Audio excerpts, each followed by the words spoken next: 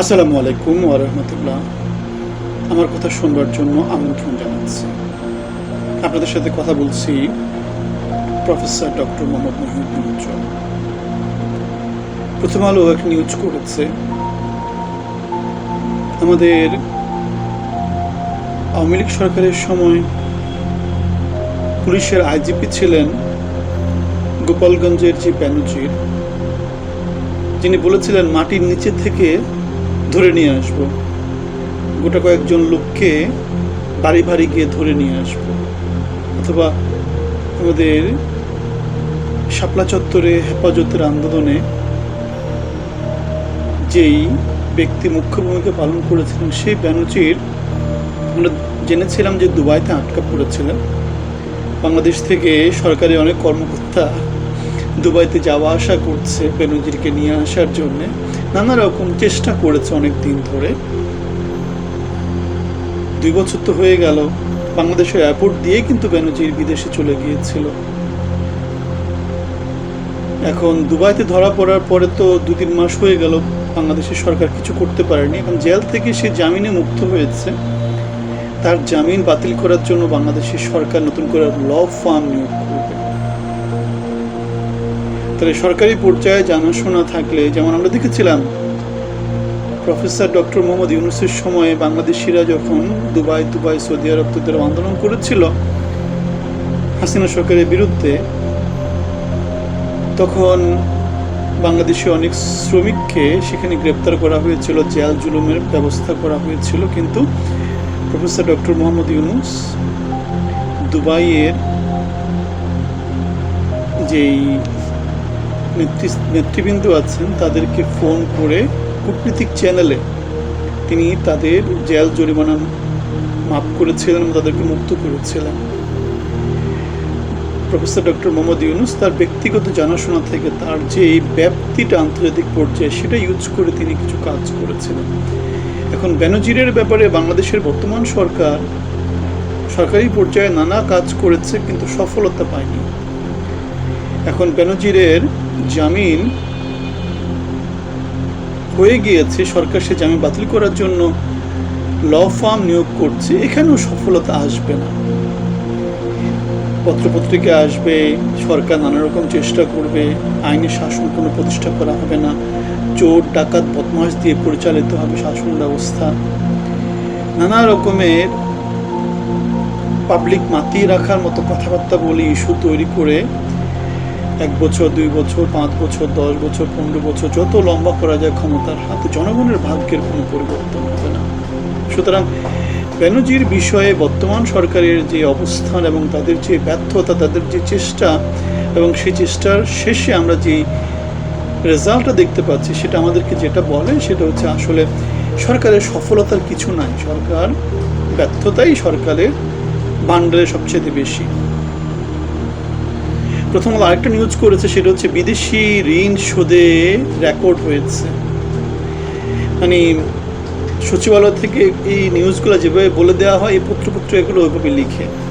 এখন আপনারা নিশ্চয়ই এটা জানেন যে আমাদের ঋণ যেহেতু বাড়তে বাড়তে এখন রেকর্ড ঋণ হয়েছে, ঋণ শোধের পরিমাণটাও রেকর্ড হতে হবে।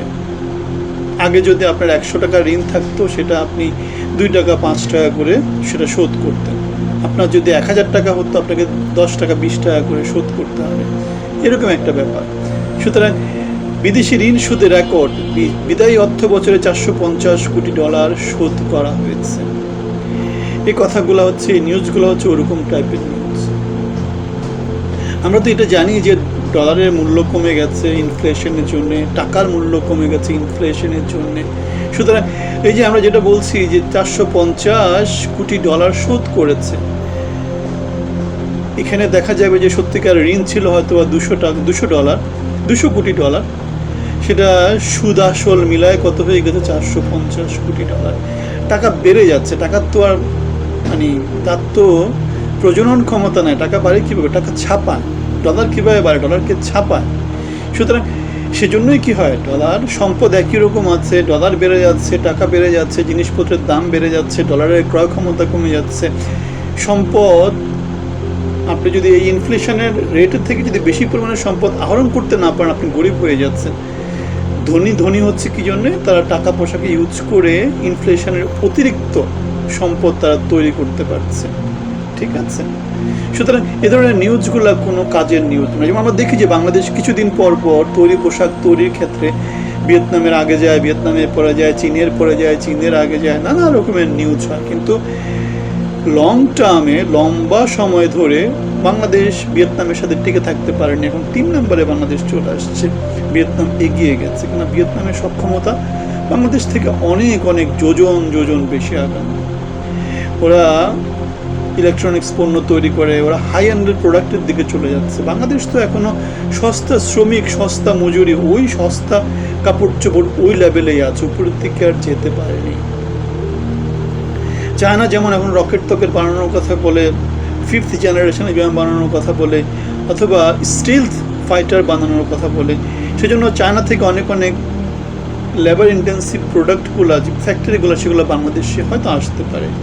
তাও ডিপেন্ড করছে বাংলাদেশ তাদেরকে কেমন সেবা দিতে পারে, বাংলাদেশে যে স্থিতিশীলতা সেটা কেমন নিশ্চিত দিতে পারে, অথবা পররাষ্ট্র যে ব্যাপার সেবারগুলো সেগুলোতে বাংলাদেশ চীনের সাথে কেমন করে ডিল করে। এদিকে ICDDR, আমরা জানিছি যে বাংলাদেশে হাম এই প্রাদুর্ভাবে প্রায় 800 শিশু মারা গিয়েছে। এখন হামের টিকাগুলো কাজ করছে নাকি কাজ করছে না, নানা রকমের সমাজে গুজব আছে। বাংলাদেশের অন্যতম এই ধরনের মহামারী বিষয়ক যে প্রতিষ্ঠান ICDDRB ইন্টারন্যাশনাল, যেই প্রতিষ্ঠানটা আছে মহাখালীতে, তারা বলেছে যে হামের যে টিকাগুলো, সে টিকাগুলো কাজ করতেছে, কাজ করছে না এমন কোনো প্রমাণ তারা পায়নি। সুতরাং বাংলাদেশের সমাজে লোকজনের মাঝে যেই গুজব তুজবগুলো আছে সেগুলা ICDDRB নাকচ করে দিয়েছে। সুতরাং যে টিকাগুলো দেওয়া হচ্ছে সে টিকাগুলো কাজ করতেছে। এদিকে প্রথম আলোতে একটা নিউজ করা হয়েছে, সেটা হচ্ছে 5ই আগস্ট 2024 আওয়ামী লীগের শাসনের পতন কেন হয়েছে।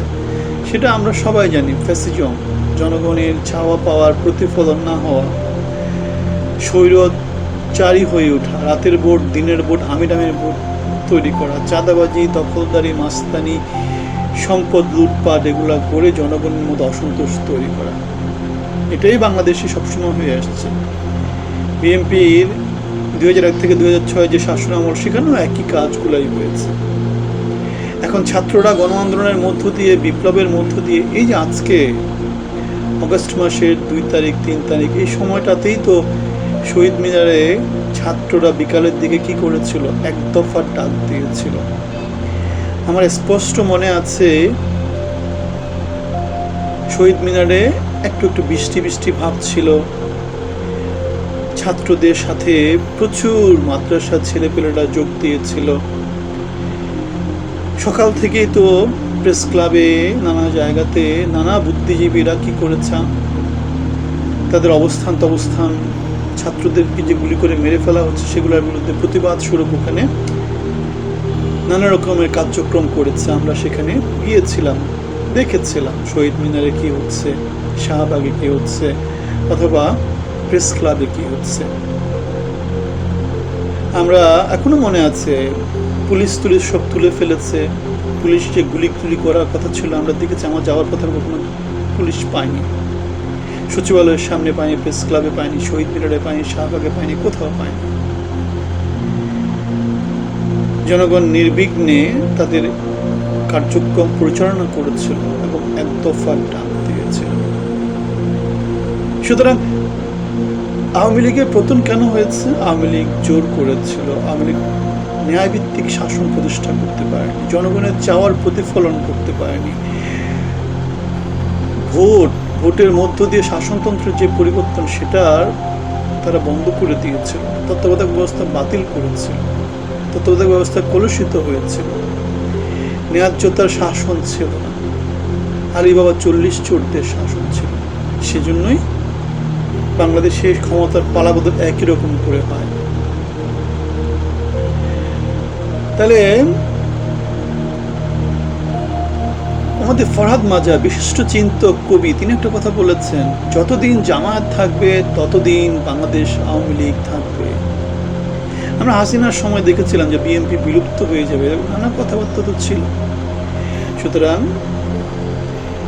জামাত বিলুপ্ত হবে না, বিএনপিও বিলুপ্ত হবে না, আওয়ামী লীগও বিলুপ্ত হবে না। শুধু কি হবে, এদের পরিবর্তন, স্থানটা চেঞ্জ হয়ে যেতে পারে। এরা সাংগঠনিক দিক থেকে বাংলাদেশের অনেক বড় বড় দল, এদের সাথে অনেক লোক অলরেডি একাত্ম হয়েছে।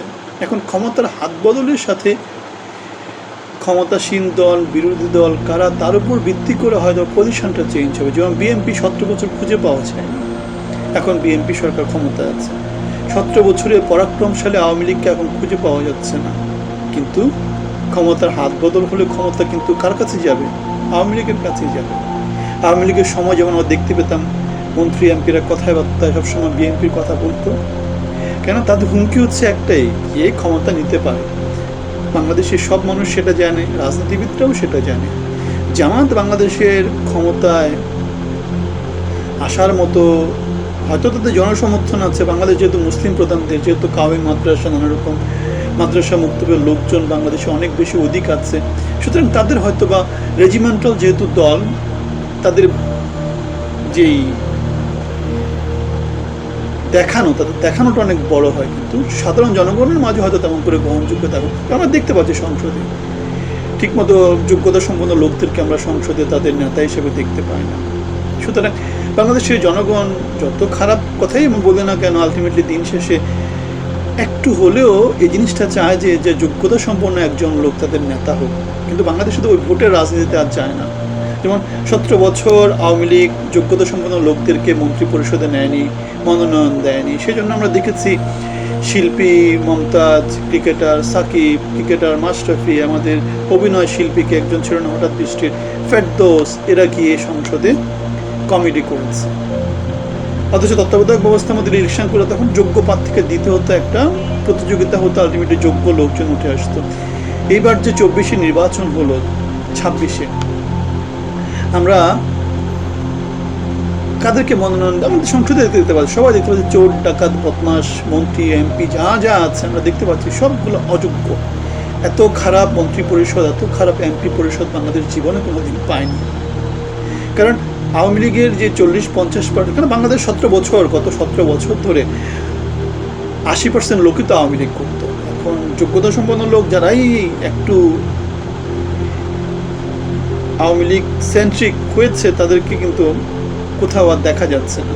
সুতরাং এখন যারা উঠে আসছে সব অযোগ্য লোকজন কিন্তু উঠে আসছে, যোগ্যদেরকে কিন্তু, কারণ সব অযোগ্যদের ভিড়ে যোগ্যরা এখন আর জায়গা পাচ্ছে না। ওয়াসার চেয়ারম্যানকে একজনকে ঢুকালো দলীয় লোকজন, রাজুকের চেয়ারম্যান দলীয় লোকজন, বাংলাদেশ ব্যাংকের গভর্নর দলীয় লোকজন, যেখান থেকে মানে এত খারাপ লোকজন বাংলাদেশ আগে আর কখনো দেখেনি। বাংলাদেশ ব্যাংকের গভর্নর কখনোই ডক্টরেট ছাড়া কেউ ছিল না, একজন পোশাক কারখানার একজন এমডিকে এনে বসিয়ে দেওয়া হয়েছে। শিক্ষাগত যোগ্যতার কোনো বালাই নাই, মাইক্রো ইকোনমিক্স, দেশের অর্থনীতি, এগুলো সম্পর্কে কোনো ধারণা নেই, এমন লোককে আমরা বসিয়ে দিয়েছি। সুতরাং এভাবেই তো চলছে। এদিকে আমাদের ফাইন্যান্সিয়াল এক্সপ্রেস বাংলাদেশের যে পত্রিকাটা আছে, তারা একটা কথা বলেছে, সেটা হচ্ছে remittance inflow jumps 15.4% to 2.85 billion. তো বাংলাদেশে যে বিদেশ থেকে যে বিদেশি শ্রমিকদের যে রেমিটেন্স, সেই রেমিটেন্সটা বেড়েছে, খুব স্বাভাবিক। কারণ বাংলাদেশ থেকে যারা বিদেশে যায় তাদের প্রায় 1 কোটির উপরে বিদেশি শ্রমিক আছে। সুতরাং ওই শ্রমিকরা বাংলাদেশের পরিবারের জন্য তাদের টাকা পয়সা পাঠায়। প্রতি মুহূর্তে বাংলাদেশ থেকে কেউ না কেউ বিদেশে যাচ্ছে। বিদেশে যারা যাচ্ছে সেই তুলনায় দেশে কিন্তু আসার পরিমাণটা কমে যাচ্ছে। সুতরাং বাংলাদেশের জন্য স্থিতিশীল একটা জিনিসই আছে, সেটা হচ্ছে যে আমাদের বিদেশি ভাইয়েরা যে টাকা পয়সাগুলো পাঠায়, সে টাকা পয়সাগুলো, সেজন্য আমাদের রিজার্ভ বাড়তে থাকে, সেজন্যই বাংলাদেশ মোটামুটি একটু স্বস্তিতে আছে। সুতরাং দুটো সেক্টর, একটা হচ্ছে পোশাক, একটা হচ্ছে কৃষিকাজ, একটা হচ্ছে এই যে রেমিটেন্স, এই 3টা জিনিস বাংলাদেশকে স্বস্তিতে রাখছে। গত 2 বছর আগে বাংলাদেশের ছাত্র জনতা বুকে তাজা রক্ত দিয়ে বাংলাদেশের পরিবর্তন আনার জন্য চেষ্টা করেছে। 2 বছরে বাংলাদেশে আমরা কোনো পরিবর্তনের কিছু দেখতে পাইনি। এনসিপি সিলেটে, হবিগঞ্জে জুলাই পদযাত্রা করতে চেয়েছে। তারা বাংলাদেশে পরিবর্তন চেয়ে নানা রকমের কথাবার্তাগুলো বলে। ঠিক আছে, বিতর্কিত অনেক কিছু, তাদের নেতা নেত্রীরা অনেকে অনেক কিছু পেয়ে গেছে, লুটপাট করেছে, অনেক কিছুই প্রোপাগান্ডা। আমরা যেমন করে দেখি যে বিএনপি যখন 2001 থেকে 2006-তে ক্ষমতা হারায় তখন আমরা কত রকমের প্রোপাগান্ডা দেখেছি। আওয়ামী লীগ যখন ক্ষমতা হারায় তখন কত রকমের প্রোপাগান্ডা দেখেছি। আবার এই যে এনসিপিরা যখন ক্ষমতায় ছিল কত রকমের প্রোপাগান্ডা দেখেছি। ইউনূস যখন ক্ষমতা ছিল কত রকমের প্রোপাগান্ডা দেখেছি। বাংলাদেশে সব সরকারের সময় এগুলো হয়, কেউ দোয়া তুলসী পাতা না, একটু কম অথবা একটু বেশি। তবে ছাত্র বিপ্লবী হিসেবে তারা সরকারে অংশগ্রহণ করে, আমি জানি না গোয়েন্দা সংস্থার কাছে কি রিপোর্ট আছে, সরকারের কাছে কি রিপোর্ট আছে। এখন সরকার যদি পত্রপত্রিকার মধ্যে এরকম লোকজনকে মাতিয়ে রাখার নিউজ না করে আইনের শাসন প্রতিষ্ঠা করুক, যোগ্যতা ভিত্তিক শাসন করুক, সেটা তো করছে না। বরং পত্রপত্রিকা একটা জিনিস নিউজ হচ্ছে যে আমাদের লুটপাটের পরিমাণটা বেড়েছে নানাভাবে। যেমন 70% জুলাইতে আমরা যে বিদেশে আমদানি রপ্তানি করি, সেখানে বিদেশ থেকে যে জিনিসপত্র আমদানি করা হয় সেজন্য ব্যয়টা 70% বেড়ে গেছে। কোটিপতির সংখ্যা 3000 বেড়ে গেছে গত 4-5 মাসে। এখন কোটিপতিরা তো টাকা পয়সা পাঠাতে হবে, কিভাবে টাকা পয়সাগুলো পাঠাবে? আমদানির মাধ্যমে ওভার ইনভয়েস, আন্ডার ইনভয়েস এরকমগুলো করে তারা কী করে টাকা পয়সাগুলো পাঠায়। যেমন বিদেশ থেকে আপনার তৈরি পোশাক বিক্রি করার টাকা আসবে, আপনি কম দামে বিক্রি করেছেন, এইরকম ইনভয়েস করে আপনি কম টাকার দেশে নিয়ে আসবেন, বেশিরভাগ টাকা বিদেশে রেখে দেবেন। আবার আপনি বিদেশ থেকে পণ্য আনবেন, সেটা কম দামি পণ্য, 1 টাকা জিনিসকে 10 টাকা করে দেখাবেন, তাহলে আপনি বেশি টাকা বাংলাদেশ থেকে বিদেশে পাঠাবেন, ওই টাকাগুলো বিদেশে পাচার করবেন। সুতরাং ওই কোটিপতির সংখ্যা বেড়ে গেছে, এখন নতুন নতুন কোটিপতি হয়েছে। সুতরাং তারা সুইস ব্যাংক, নানা রকমের দিল্লিতে টাকা পয়সা পাঠাবে। এখন সেই কাজগুলাই হচ্ছে আমদানি রপ্তানি এগুলোর মধ্য দিয়ে। বাংলাদেশে কর্মসংস্থান কমে গেছে, গ্যাসের কানেকশন নাই, বিদ্যুৎ ঠিকমতো সাপ্লাই নাই, কোনো দিক থেকে তো ভালো কিছু নাই। গ্যাসের দাম বেড়েছে, তেলের দাম বেড়েছে, বিদ্যুতের দাম বেড়েছে। সুতরাং ইন্ডাস্ট্রিয়ালাইজেশন হওয়ার মতো কিছু নাই। বিদেশি বিনিয়োগ চায়না থেকে যদি কিছু আসে, সেটাই বাংলাদেশের একমাত্র ভরসা। আপনাদের সাথে বাংলাদেশের অর্থনীতি, রাজনীতি, সমাজনীতি নিয়ে কথা বলি। কোনো কথার সাথে দ্বিমত পোষণ করলে জানাতে পারেন। ভালো থাকবেন। আসসালামু আলাইকুম ওয়া রাহমাতুল্লাহি ওয়া বারাকাতুহু।